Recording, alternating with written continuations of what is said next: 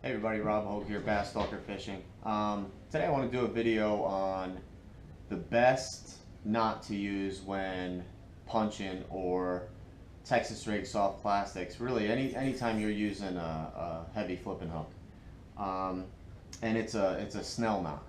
I just learned about the Snell knot this off season, and from watching some videos and what people have to say about it and seeing what it actually does when you rig it properly, um, this is going to be the knot I use whenever using these style hooks. What it does is when you do it right, it puts the hook in the correct position to get more meat in the fish's mouth. It definitely is going to improve your hookup ratios. Some people say it improves the hookup ratios by 20%. I don't know the numbers. I just know that it's going to put the hook in a better position to get the fish in the boat. So we'll get into how we tie this. All right. So what we got here is we got our 5/0 VMC heavy flipping hook. I use VMC hooks for pretty much everything. And when I was looking at the video on the Snell knot, and then I started looking at my flipping hook, I've actually come to think that VMC made their flipping hook specifically for the Snell knot.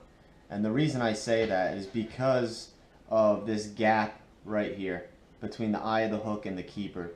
The gap on this hook is bigger than other hooks, other flipping hooks.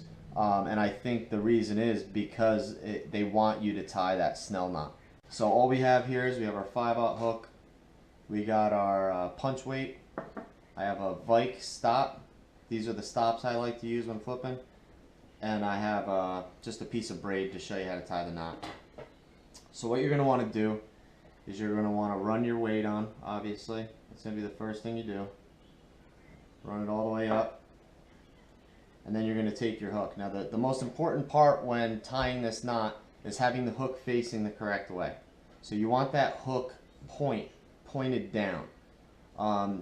If you do it the opposite way, it's going to actually have a negative effect on your hookup ratio.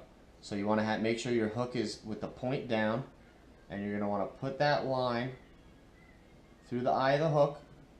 I like to pull out quite a bit of line. And now what you're going to do is you're going to make a loop, okay? You're going to make that loop so that it's parallel to the shaft of the hook. And I'm going to kind of pinch that right on the keeper to hold it in place. Now all you're going to do is you're going to take your tag and you're going to run it between the eye of the hook and the keeper 6 to 8 times. 6 is probably fine. I mean, a lot of times when you're doing this heavy flipping with these heavy cover flipping hooks, you're using, 50, 65 pound braids, so 6 is probably fine. So just do that a whole bunch of times. Now what you're going to do is I'm going to pinch this here now, and you're going to take your tag and you're going to run it through that loop that you created, okay? So you're going to run this through that loop.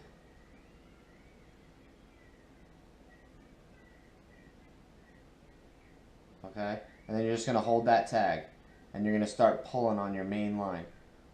You might need to help it here, get over that keeper, but most of the time you're normally good.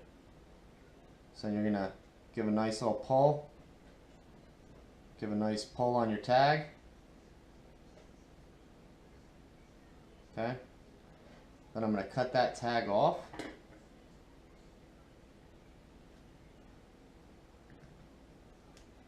Okay. Give a nice pull. And now what you're going to want to do is you're going to want to peg that weight just like you would anytime you're punching or anything like that. You're just going to run that stop up. Okay. Now I'm not going to cut this because I'm not going to waste the peg. But so now this hook is locked in place, or this weight.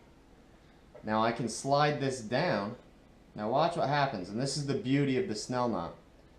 When you put pressure, if a fish were to grab this bait and you set that hook, you're going to put pressure on that hook with the weight. And watch what this hook does. That hook, just from the pressure you set in the hook, is going to shoot up towards either the roof of the bass's mouth or the side of the bass's mouth, but it's going to move towards the meat of the fish. And what I mean by that, it's going to get to the meaty part of the mouth, and it's putting that hook in a good position to get a good hook set. So I'll show you one more time what it does.